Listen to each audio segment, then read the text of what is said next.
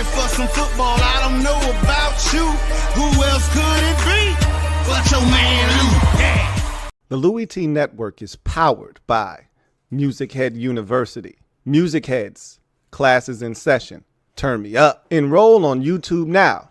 Link is in the description.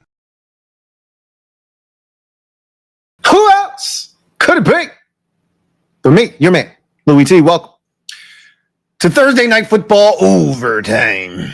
Chargers, Vikings. This game went according to script. I thought the Chargers would win this game. I thought they would win comfortably. I did not expect them to win by 4 touchdowns. That I did not anticipate. But I did think that the Vikings, who are struggling right now defensively, was going to have trouble, especially with Joe Alt back in the lineup, stopping Justin Herbert from being able to dissect them. What I did not anticipate was Kamani Vidal going apeshit and allowing Justin Herbert to not necessarily have to put the cape on tonight, but just supplement what the run game was providing them. He also was big on the ground himself using his legs, something that Herbert doesn't really love to do necessarily, but can when he actually tries. 37-10, your final score. Chargers improved to 5-3 on the season, rebounding from a very disappointing loss last week at the hands of the Indianapolis Colts. Meanwhile, the Minnesota Vikings, after a bye week, have dropped 2 straight and now find themselves sub 500 at 3-4 on the season. Carson Wentz was beat to a pulp tonight. He already came into the game nursing an injury to his shoulder. He did not leave this game feeling any better than he came in. We'll talk about the Vikings and what I see from this team right now. But let's start with the victors here. The Chargers getting the win, 37-10, dominating this football game, getting Joe Alt back, kind of stabilizing that offensive line. I thought that tonight we saw what we saw from this team, this Chargers team, rather, during their 3-0 start to the season, where they were dominant offensively, defensively, able to create turnovers, and Justin Herbert doing a great job of distributing the football, using his legs, his mobility to not just create as a passer, which we know he can do, but use his legs to be a runner and threaten the defense that way. Because once he starts to use his legs to threaten as a runner, it opens up so many avenues for him. We saw a 3rd down play early in the game to Keenan Allen where he attacked the line of scrimmage but didn't run, but it forced that defender to widen that gap in the zone. Easy throw for him, and they get the 1st down. There was another opportunity for a big play where he rolls out to his left, finds Ladd McConkey, who I think it was actually that was an offsides penalty. So it was a free play, but he kind of moves to his left a bit, finds Ladd McConkey, he drops the football. But when he uses his legs, threatens that defense, he becomes that much more of an issue. And I just love when he's using his legs as a threat because it opens up their offense even more. Kamani Vidal was big time tonight. How about Jarrett Patterson, the former Washington Commander, for all you Commanders stands out there? A couple of former Commanders are on that Chargers roster. Obviously, Benjamin St-Juste is there. But it's good to see an old friend in Jarrett Patterson getting some carries tonight. He actually looked pretty good too, man. Always liked Jarrett Patterson. Never loved him, but I always liked Jarrett Patterson. He always plays hard, runs hard. He did that tonight. But to me, the story is the development of these young players in Los Angeles with this Chargers football team. That's what you need to be excited about. I think getting a tight end with athleticism, again, I know Greg Roman has kind of steered away from what his MO has been throughout his career as a play caller, right? Because if this were traditional Greg Roman, Justin Herbert would never be at the forefront of this offense. The run game would be more prevalent, and the tight ends would eat and eat good in this offense.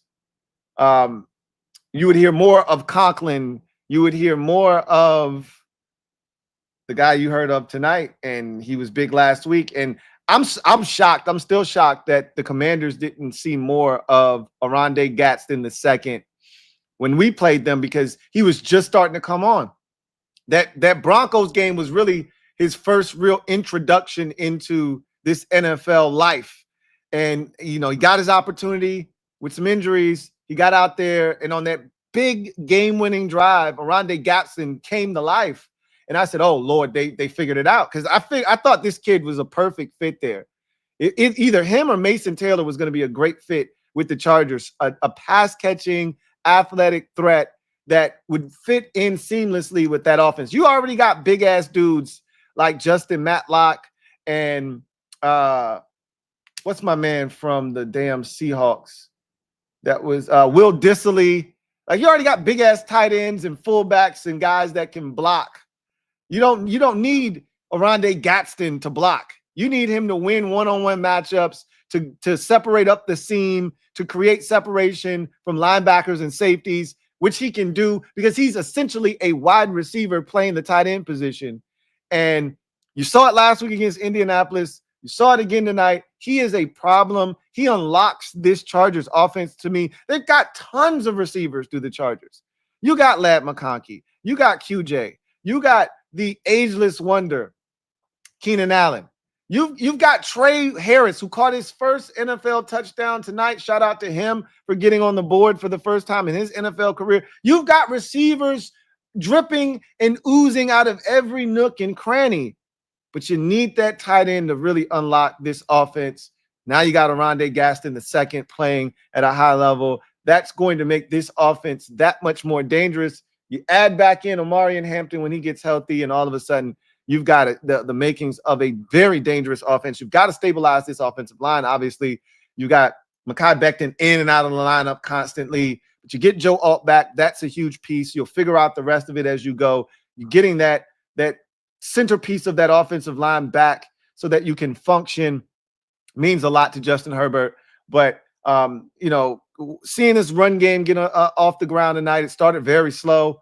But seeing the run game get off the ground, seeing Herbert use his legs, seeing Oronde Gadsden II get going, it's a good sign for this Chargers offense.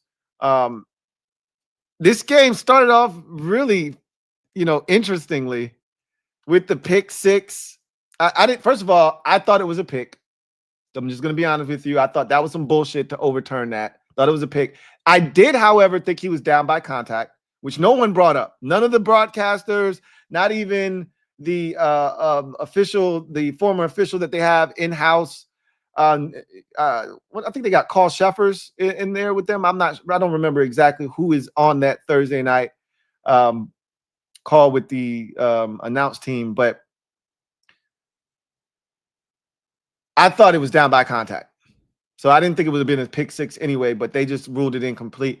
And that changed everything. You go from a pick six, or at worst, down by contact, 1st and 10 at the Chargers, let's call it 21-yard line.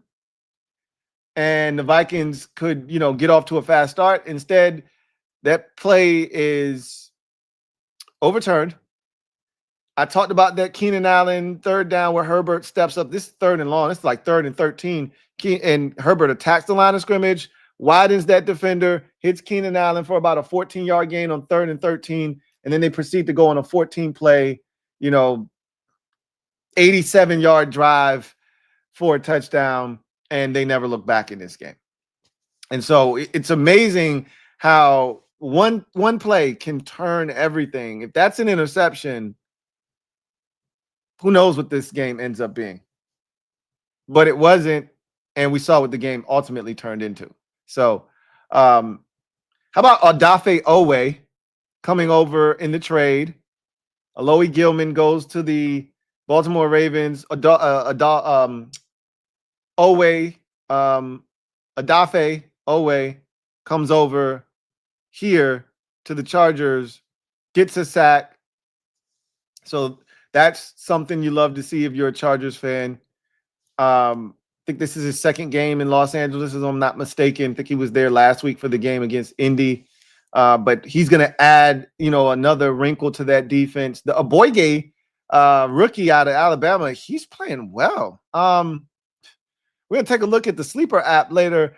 I took a long, hard look at him and Odafe Owe for a sack tonight because Wentz holds on to the ball too damn long. So I knew some sacks were gonna happen. I was just like, where's Khalil Mack? Where's someone that I feel comfortable with? Thule, I looked at him. I was like, yeah, no, I don't think Thule's gonna get one tonight. But the Aboigi guy was interesting, and the number that they're giving out for his number, for a sack was enticing. I thought about taking it. I looked at Odafe Owe. I thought about taking him for a sack, and then I passed up on the entire. My ticket tonight was awful, but we'll get to that a little bit later on. Ultimately, the defense got after Wentz. They were able to force a turnover of Carson Wentz tonight. This was just what the doctor ordered for the Chargers. They've had a rough go of it here of late. Even their wins haven't been clean. They got beat up pretty good by the Commanders. First of all, you lose to the Giants when you were undefeated. Then you get beat up pretty good by the Commanders. Then you barely beat the Dolphins. Then you get beat up pretty good by the Colts. You needed this one. You needed a feel-good victory. And the beauty of this one is, I don't know, and we can take a look at the upcoming schedule for the Chargers real quick to see when that bye week hits. But this is a pseudo bye week right here. This is beautiful. This is the best of both worlds. You win, and now you got 10 days to, kind of bask in this victory. But more importantly, you get guys healthy. You're able to really enjoy this victory, feel good about it. These are the best type of victories in the NFL during the regular season. A win on a Thursday, there's nothing quite like it. So, and to do it in this fashion, if you're the Chargers, you feel really good about what you've just accomplished. So you beat up on the Vikings here, and you got the Steelers. So you got the Titans next. That's beautiful. Get 10 days off. Then you get to kick their back in. Come off of that. And then you get the Steelers on a Sunday night. That'll be interesting. So you don't have a bye until week number, looks like this is week 12, maybe 13, somewhere in that neighborhood. Let's see. We're in week 8. This is week 9, 10, 11. Yeah, you got a week 12 bye. So before that week 12 bye, you got the Titans, Steelers, Jags, then the bye week, and you come off the bye, and it's Raiders, Eagles, Chiefs, Cowboys, Texans, Broncos. So it gets tough after the bye. After the Raiders game, the first game after the bye, it heats up for you. Eagles, Chiefs in back-to-back weeks. Then Cowboys, Texans, Broncos. So you got to keep stacking dubs. You'll get an opportunity to do that after this 10-day layoff with the Titans. You'll go there. Don't lay an egg like you did against the Giants on the road. Go there, take care of business, improve to 6-3.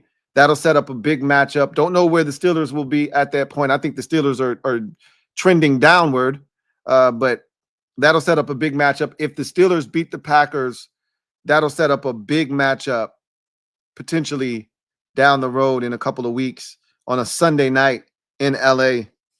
So this is a Chargers team that I thought from the first week of the season when they were super impressive against the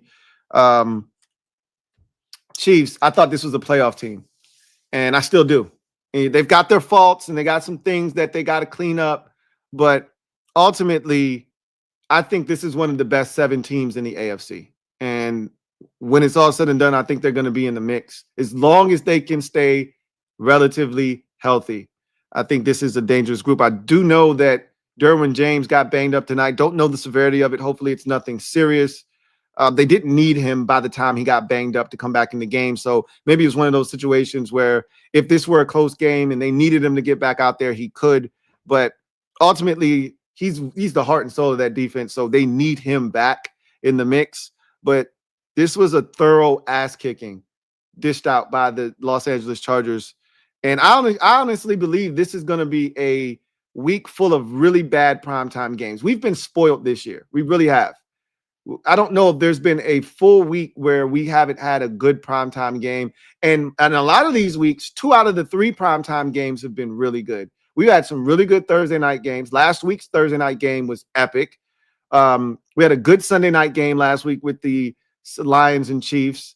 So that's 2 out of 3. And it feels like it's been like that. Jacksonville and the Chiefs the week before was really good on Monday Night Football. I forget what the Thursday night game was that week. I think it was Eagles and Giants that week, which wasn't good, but it was fun. If you are, a fan of the NFC East, you enjoyed that thoroughly. Don't remember what the Sunday night game was that week, but my guess is it probably ended up being a good game because we've been spoiled. A lot of good games on primetime. The Cowboys in Packers 40-40 tie was an excellent game. That was probably the best game of the primetime slate this year. The opening game with the Bills and Ravens with the epic comeback.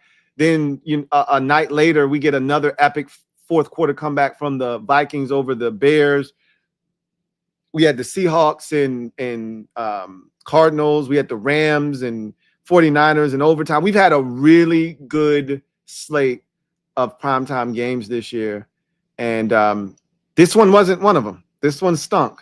It really was a stinker. And I think this is going to be a stinker week. I don't know if we'll get a good one.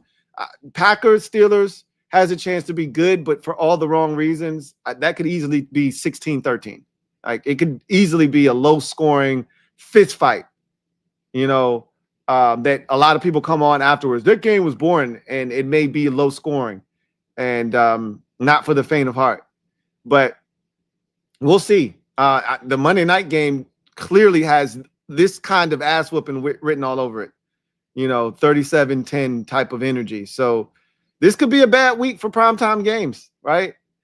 This was not a great start to week number 8, but this is a great start to week 8 if you're a Chargers fan. Take care of business 37-10 over the Vikings. Let's talk about the Vikings real quick before we get to the sleeper app.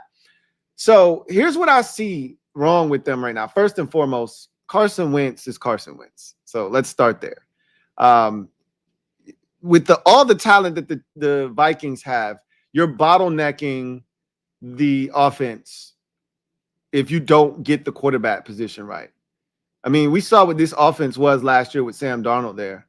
We saw what it was with Kirk Cousins there. You got the right quarterback with all these weapons with Justin Jefferson and Jordan Addison and TJ Hawkinson and, Jalen Naylor and Adam Thielen's back in the fold. Like, there's so much talent here. It's ridiculous.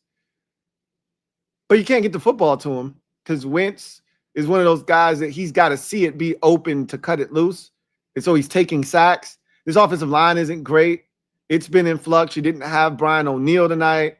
So you've got, musical chairs, especially on the interior of this offensive line. It has not been great this season, but forget about all of that. Yeah, the run game was non-existent tonight. That doesn't help a guy like Carson Wentz, but it's easy to shut down the run when we don't respect your pass game.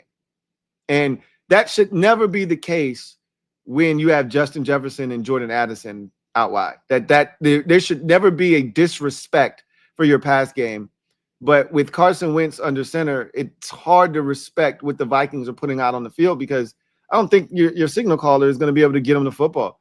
And he's beat up and banged up. And even if he was fully healthy, he's Carson Wentz. So what I see right now is a fatigued defense, a defense that's showing signs of wear and tear from an offense that just hasn't been good enough. Now, you can say that about the game over in London versus the Browns. The offense wasn't good enough in that game, but you won, right? That's all that matters. Same thing could be said about the offense in the game against the Steelers that you didn't win, right? But you get a bye week, you get a chance to take a breath after the win over the Browns over in London. You had 2 games straight over there. The first time any team has played 2 straight games in international waters in 2 different countries, right? Shout out to the Vikings for being the guinea pig to do that. You get your bye week, you come back to the States, and I thought the offense gave you a fighting chance last week against the Eagles. It wasn't the offense that let you down. It was the defense that let you down last week against it. You gave up a perfect passer rating to Jalen Hurts. The offense was moving the football up and down the field against Philadelphia. Their biggest issue was they couldn't score in the red zone. They had to settle for too many field goals, and that ultimately got them beat in the game. And then, of course, Wentz turning it over. You can't throw a pick six, and you can't have another turnover that helps turn that into points as well. But the defense got torched last week. And this week, I thought this was an opportunity for them to potentially bounce back, especially if they could shut down the run game of the Chargers, make them one-dimensional, and then get after, because we know Brian Flores wants to blitz, get after Herbert. This has been a porous offensive line. It's given up a ton of pressure. And Herbert is a guy that will hold on to the football as well and take some sacks. So I thought there was an opportunity for them to bounce back, maybe, pressure him a little bit. Again, it all predicated on being able to stop the run, make the Chargers one-dimensional, and get after them. And it looked like they were going to get off to a fast start. The football that they rushed Herbert into throwing, behind Lat McConkey. It looks like it's picked off and returned for the touchdown, but it wasn't. And that's unfortunate, and it all kind of went downhill from there. But to me, this offense is struggling so bad that it's affecting the defense now. They're being put on the field far too much. And I honestly don't believe that there's been any consistency with this defense this year. Like from week to week, like we used to know. Like I always look at Todd Bowles, for instance, it to me is a great example of this. I know what I'm getting every week from Todd Bowles. He may not blitz as much from week to week. He sees a quarterback that he feels like he can't, comprehend the blitz. He can't decipher where it's coming from, how to set his protection. He doesn't know where to go with the football, where the weak spot is. He can't identify it pre-snap. I can confuse him. I'm going to be aggressive and attack this guy, and Todd will be relentless, and he'll come after a young quarterback that's seeing ghosts, right? Doesn't know where it's coming from or how to beat it. Then you get quarterbacks that are a little bit better, like a Jared Goff, that's a veteran that, will be able to dissect where it's coming from pre-snap, or at least have a better sense of where to go, even if he can't diagnose it pre-snap. He sees it, though, and he knows where, he should go with the football. I'm still coming after him. I may not come after him as much. I'll pick my spots, but I'm still going to blitz, and I'm still going to be aggressive, take my shots when available. Feel like Todd Bowles is a guy that I know is going to live and die by that blitz and be aggressive and put his team in positions to have a shot. Doesn't feel like I'm getting that from Brian Flores this year. Feels like it's kind of hit or miss with him. And maybe I'm wrong. Maybe he's still being aggressive. Maybe he's picking his spots. I don't think he's pressing the right buttons when he does decide to blitz. A case in point, last week against the Eagles, game's on the line, and you decide to come after Jalen Hurts, and they run a double move to A.J. Brown, and they get you. It just didn't feel like a necessary spot to have to bring pressure there. But, again, I don't hate it. I just didn't think that was necessarily the spot to bring it. But there were other times where I thought maybe you should bring pressure here to heat him up, not let him have all day to throw the football. And they didn't, and they paid for it. And it felt like tonight they didn't really know when they wanted to heat up Herbert. Felt like he was comfortable when they did blitz. It didn't feel like they kept good, rush lane integrity. So he was able to, find a hole in the B gap or the A gap, somewhere he could escape, some emergency exit he could escape through. And this defense right now is struggling, and I know they got some guys out, and I know Andrew Van Ginkel is a huge part of what they do defensively, and he's been out for a while now. I don't know what's going on with him, but he's been out, feels like, for about a month or so, and they miss him badly because he's such a playmaker and a guy that can get to the quarterback, but also get his hands on the football, make plays. But they're just struggling, man. Defensively, tonight was bad because – at least against Philadelphia, You made him one-dimensional, and you said Hurts beat us, and he did. I thought you were going to be able to do the same thing tonight, and you couldn't stop their run game with Herbert's legs or Kamani Vidal, and you couldn't stop the pass game.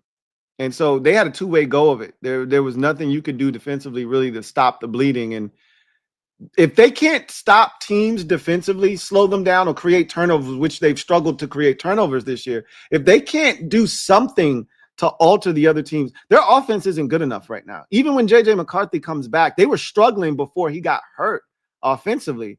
If you can't find a way defensively to impact the game, get stops, produce turnovers, something, this team has no shot in a very, very competitive NFC North division. You got Green Bay, you got Detroit. In Chicago, I don't believe in the Bears necessarily, but they're 4-2. They're 4-2 right now. So you got to figure this thing out. Let's take a look at their schedule and see what they have on the horizon. So they've already had their bye, as I said. So they got the Lions next week out on the road. Then the Vikings. Lamar Jackson may not play this week against Chicago. Still up in the air. He'll definitely, if he doesn't play this week, he'll definitely be back next week. So that doesn't bode well for you guys next week there. Then you get your second crack at the Bears. You've already beaten them once this season. Or the Bears will get their second crack at you, I should say, since you've already beaten them. Then you get the Packers in Green Bay, and then you get the Seahawks on the road, then the Cowboys on the road. So yikes. You get a little bit of a big taste of the road here. 3 straight weeks in a row, or excuse me, you get 3 out of 4 on the road because you got the Commanders after the Seahawks. Then you get the Cowboys on Sunday Night Football. That game might get flexed if the Vikings don't turn it around. Even though the Cowboys are must-see TV for the NFL, they're a big draw. They probably won't snatch them off there. But if the Vikings are terrible, and this season could spiral, like you're in the same position right now as the Commanders are in. At 3-4, questions about the health of your quarterback. You should be getting J.J. McCarthy back next week, though. But questions about the health of your quarterback. You've got questions about your defense now. You've got a ton of questions about your offense. And then you've got a tough schedule. I mean, it's not as daunting as the Commanders, but you've got the Lions here next week. You've got the Ravens after that with more likely than not a healthy Lamar Jackson. And then you get the Bears. That's a very winnable game there. But then after that, it's Packers, it's Seahawks, both on the road, Commanders, and then Cowboys. So this thing could spiral on you very quickly if you don't get a grasp of this season and get back on track. This thing could get out of control before you know it, and all of a sudden you're going to be finding yourself talking draft in the middle of November sometime if you don't turn this thing around here shortly. But the good thing is there's an opportunity for you to turn it around, right? But the big thing about this season, big picture, still a lot of football left. You got 10 games. The season is far from over. But the big picture is you got to figure out what J.J. McCarthy is all about. He's got to stay healthy. And then you got to figure out this is a great, not a good, a great draft class of quarterbacks with Caleb Williams, Jaden Daniels, Drake May, Michael Penix Jr., Bo Nix. Right now, your guy, J.J. McCarthy, is the only one that we haven't really seen prove that he's like that. You know, Penix, jury's probably still out on him, but he's had his moments in his young NFL career to this point. But Nix has already made it to the playoffs. Daniels has already made it to the playoffs.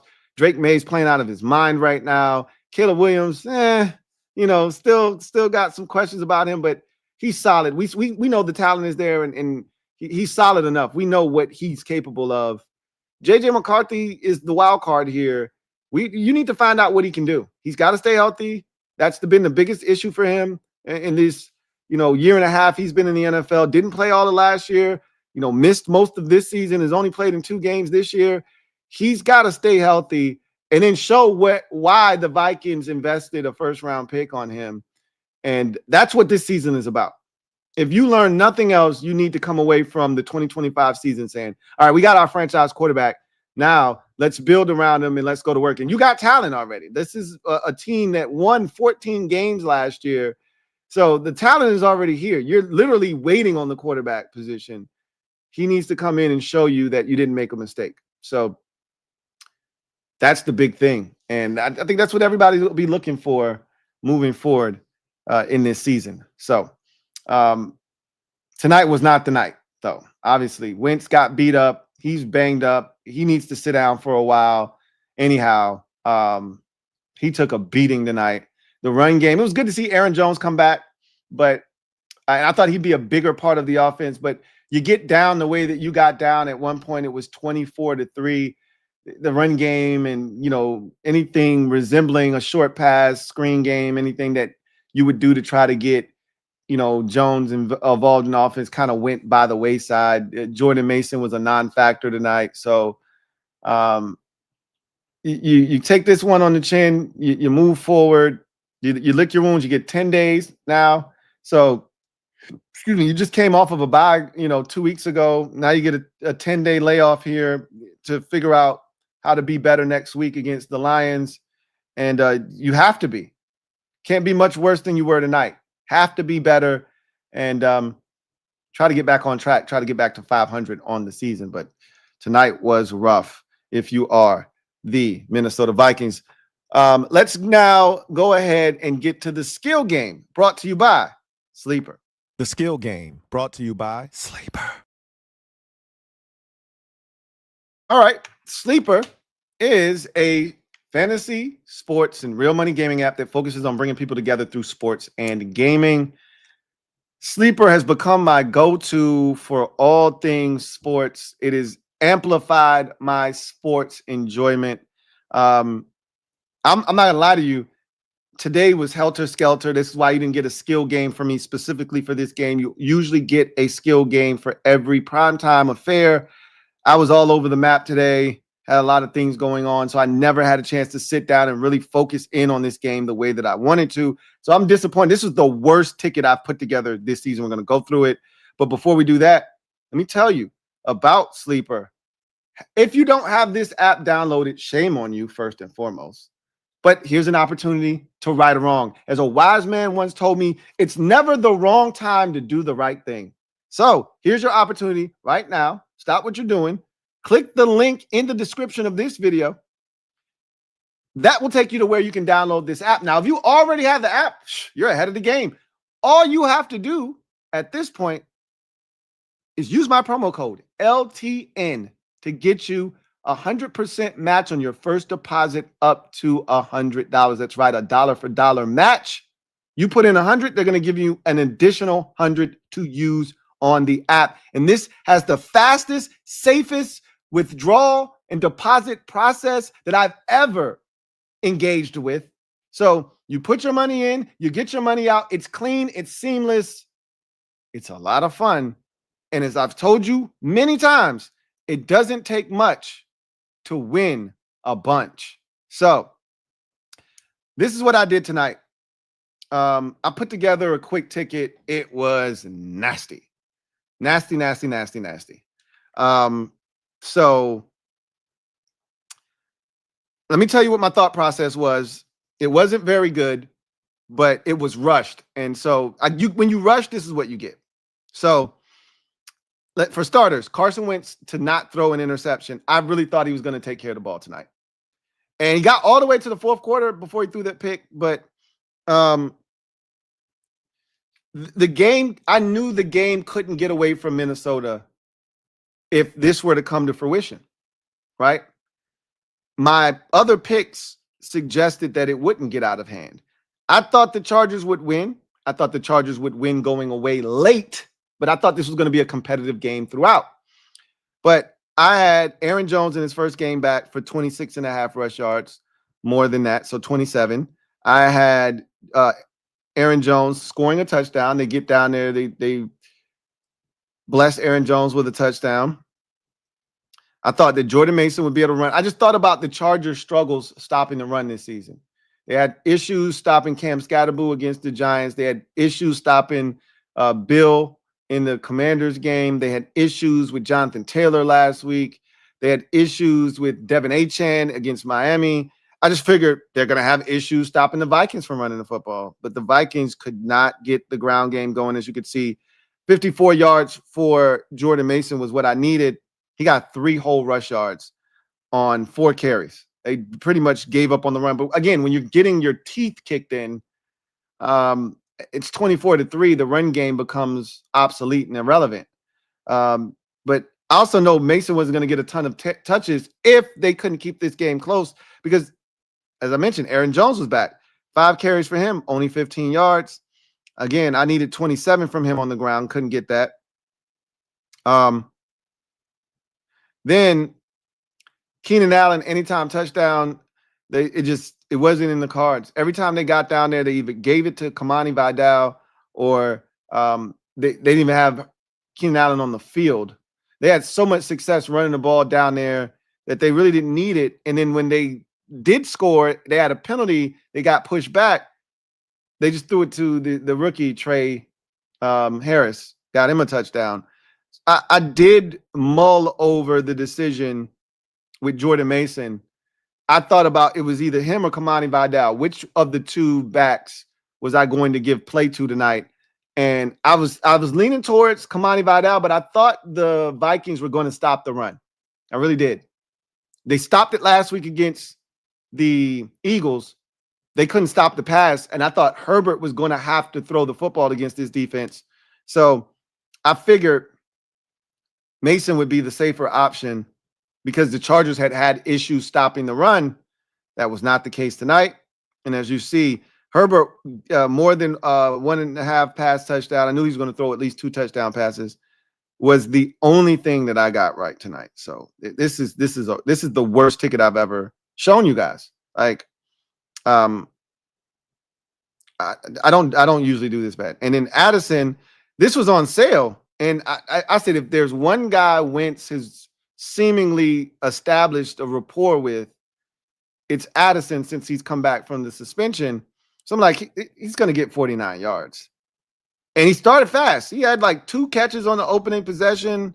Looked like this was going to be a Jordan Addison type night. And he went to sleep along with the rest of this Vikings offense. So, yeah, this was a rough one for me.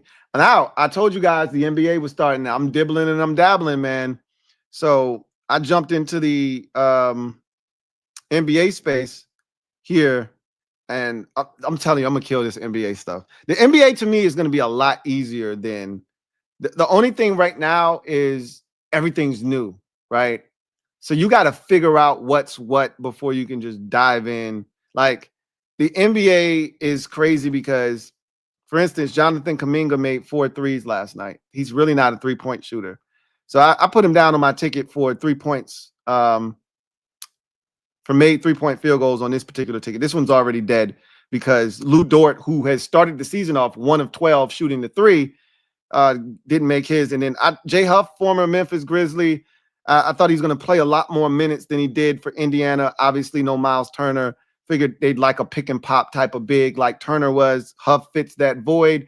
I thought he'd play a lot more. This is what you got to figure out. These are the growing pains. This is Indiana's first game. So I don't know what the rotations are going to look like. I don't know how many minutes guys are playing. I just know Jay Huff can shoot the 3. He made 1. I figured he'd make 2, right?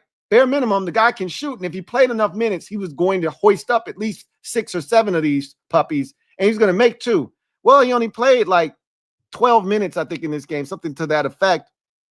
And he only shot the ball 4 times and only 2 3-point attempts. He was 50%, made 1 of them. So if he shot 4 of them, played a little bit more minutes, he probably would have made another 3. But Lou Dort's struggles in the first 2 games, asinine. So I think I said to myself, okay, he struggled mightily. He's like 0 of 8, in the first game against Houston. He's got to bounce back in this game.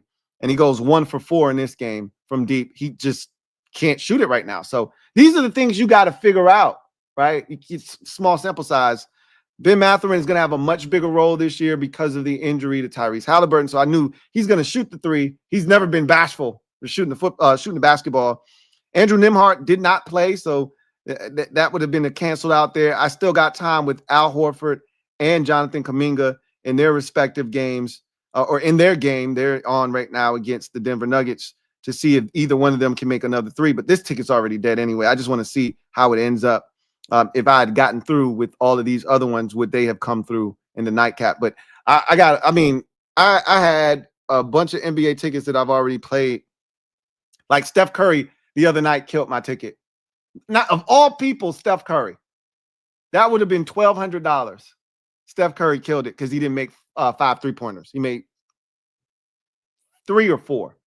I think it was 3, if I'm not mistaken. So anyway, that's sleeper, man. That's sleeper. Love it. Love it. You should too. Use my promo code LTN. Get you 100% match on your first deposit up to $100. And in the month of October, they're giving away $20 for free. All you got to do is download the app, verify, make sure that it's available in your area, available in over 25 states in the U.S. And once you do all of that, 20 free bucks. You don't have to deposit anything. You don't have to do anything other than be a human and verify that you are who you say you are. It's a beautiful thing. $20 go a long way on the Sleeper app. Anyhow, that's the skill game. Brought to you by Sleeper. The skill game brought to you by Sleeper. All right. Let's get to the comment section. See where you guys are and what you guys are talking about.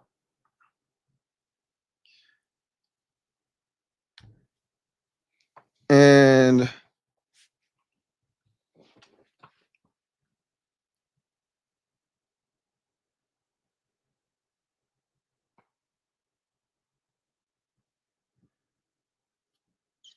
let's go. All right.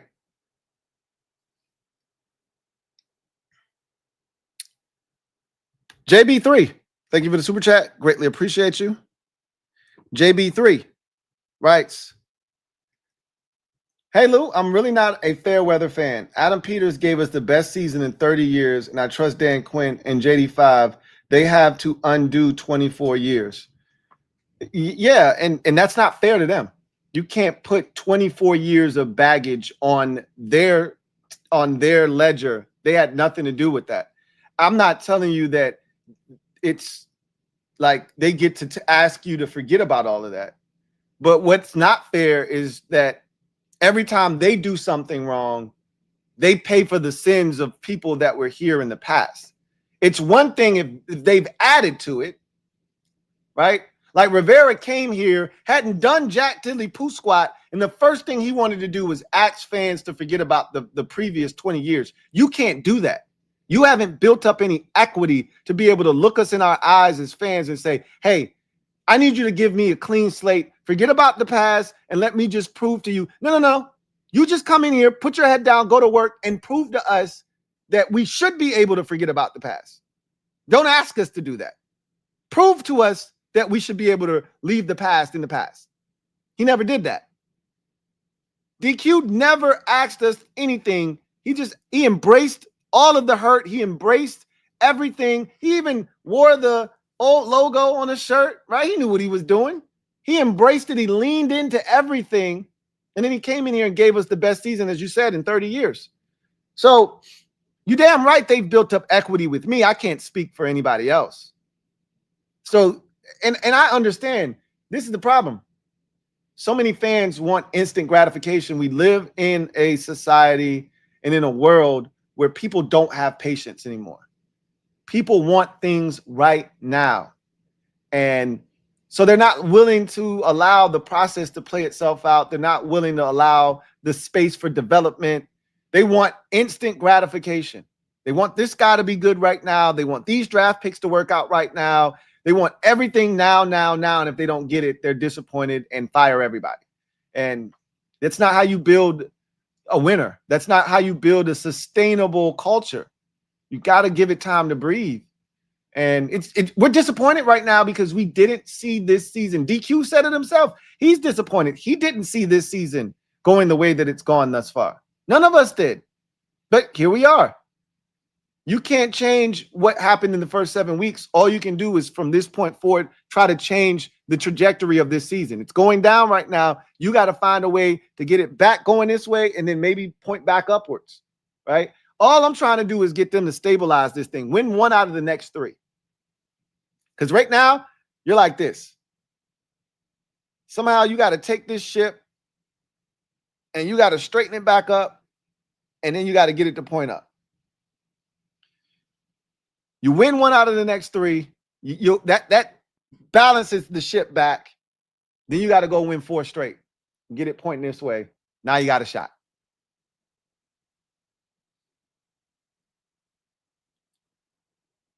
I'm just a little I'd be lying if I told you I wasn't a little disappointed by the amount of fans that I've seen who aren't willing to see this thing through. They've already bailed. Season's done. We suck. This defense is terrible. We got no shot. Season's done. I'm a little disappointed. I'm not gonna lie to you, but it is what it is. It is what it is. Juan Gotti Talking Sports. Thank you for the super chat. Greatly appreciate you. My guy Juan writes, God, Lou Carson stinks. Poor Jettas. Yeah, poor Jettas. But here's the beauty of it. Carson Wentz isn't Jetta's quarterback. Not his starter, at least. J.J. McCarthy will probably be ready after these 10 days to get back under center. And they talked about this during the telecast that Justin Jefferson has been doing everything he can to establish that rapport and relationship with J.J. McCarthy because he understands that's the guy who's going to be getting the football. So we got to see what he is before we go poor Jettas. If Carson Wentz was his quarterback for the entire season, then you could say poor Jettas. But we're going to see. But one thing we know about Justin Jefferson, no matter who the quarterback is, he's going to eat regardless. So don't feel bad for him. He'll figure it out. He'll find a way to still be Jettas. But we've all seen the video back in 2020 when there was no one in the stadium during COVID, and he's like, Kirk, throw the goddamn ball. He might be back on some of that shit here if things don't turn around quickly. Juan Gotti talking sports. Double up. I don't think even doubling up. Who writes? Arondé Gadsden looks a little Jordan Reed-ish. He got that kind of ability. Again, he didn't have like the crossover moves like Reed had the ability to like break somebody off at the stem of a route. He ain't that athletic like Reed was, but he's a much taller. Remember, Reed was more like a 6'2" guy, right? With basketball type of moves, sticks and stuff like that. That's not Arondé Gadsden. He's just like a tall wide receiver playing. He's more like a Kyle Pitts type of guy at the receiver position, at the tight end position. So he's going to be a problem, a big problem, because he's 6'5", 6'5", 6'6", can run like a receiver. Again, the problem was he used to be a receiver. Much like Darren Waller, he used to be a receiver, but he was too slow at the receiver position. So they moved him to tight end, right? He's like a 4'6" guy. So instead of him playing receiver and being super slow, this isn't 1996. You can't get away with a 4'6'8", 6'5" receiver. Move him to tight end. He did that in college, and the rest is history. He's going to be a problem at the NFL level because he's really a wide receiver. Video channel, thank you for the super chat. Greatly appreciate you. Thank you for being a member of the MOBB. Video channel writes, Lou, heard Lattimore and Quan are good friends with Chauncey Billups and Terry Rozier. I've been seeing some of those comments on X. I saw one right when the Chauncey Billups news hit this morning. Like, the internet is undefeated. I hate the internet. I hate people. Like, I hate people. Like an hour after the Billups situation hit, I saw somebody post, a picture of Joe Witt and they said, "Hey man, I heard this guy is a part of the Chauncey Billups gambling ring too." So yeah, it's it's crazy. People are dumb. So yeah, I've seen some of that out there floating around. People putting that stuff out there. Those guys need to be better. I know that much. It's all fun and games now, and then we get to Monday and it's another ass whooping, and then it's not funny anymore. So hopefully, they get their act together because you're running out of time. And like I said, I baked this loss into the record. Losing this game doesn't change anything for me. Rio and other people are like 3-5. I don't like that's this. We're 3-5 right now. We're 3-5 right now. That's fine. Just be competitive on Monday. That's how you build enough momentum going into the Sunday night game that, hey, there's no moral victories. Like, ain't nobody out here Brian Arakpoing the Chiefs, and after the game, we went toe-to-toe with the team that's been in the Super Bowl 3 years in a row. Nobody trying to hear that shit. I'm just talking about from a psyche standpoint. You can't afford another ass whooping on top of the ass whooping you just took from Dallas. You got to be competitive in this game.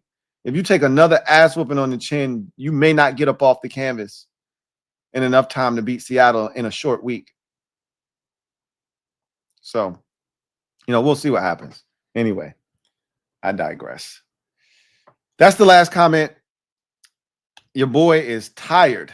So I'm going to get out of here, and we will reconvene tomorrow. I got a ton of videos that I got to churn out tomorrow, as I will not be in the office over the weekend. So got to get a lot of stuff out tomorrow and set up some things maybe to be released on Saturday as well. So a lot of stuff coming your way via this channel over the next 2 days or so. So I'm going to get out of here, allow you guys to enjoy the rest of your evening. We will reconvene tomorrow. Big win for the Chargers. They get it done. 37-10 over the Minnesota Vikings. Destroy the Vikings. Get to 5-3 on the season.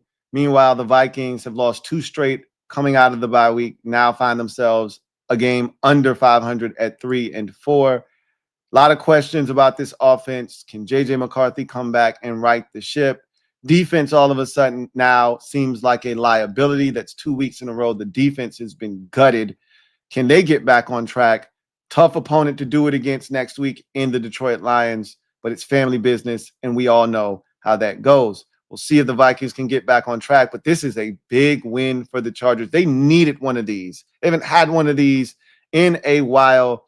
A decisive victory, one they can feel good about. Get 10 days to savor this, lick your wounds, and then you get the Titans after this. You got a chance to get on a roll here, and that could make it 3 out of 4 wins for this Chargers team. After starting 3-0, they dropped 2 straight. There were questions about what they were doing. How were they going to do this and that? And they win against the Dolphins, and that was a tough one. They almost dropped that one, but Herbert pulled a rabbit out of the hat late in the game, got them that win. They go on the road, they lose to Indy. Now they bounce back here, get this win. You got a chance to get another one next week against the Titans. This is a good spot right now for the Chargers. Got to take care of it, though. We felt like they could have, been undefeated at 4-0 after the Giants game, and they fell on the road there. So you don't fall into the trap of just walking in there thinking the Titans are going to lie down for you. But take care of that business. You'll find yourself at 6-3, right in the mix in that AFC West division. It's wide open, and I still think it's your division to lose. You've already beaten all 3 teams in the division. You're 3-0. But you got to continue to win outside of the division to set yourself up to win the division. So this was a good one to get. Get the one next week against Tennessee, and then keep building that momentum. Big one against the Steelers, a couple weeks down the road, et cetera, et cetera. But big win for the Chargers, 37-10 over the Vikings. That's going to do it for me, your man Louie T, here on Thursday Night Football Overtime. You guys have a good one. Take care. Peace.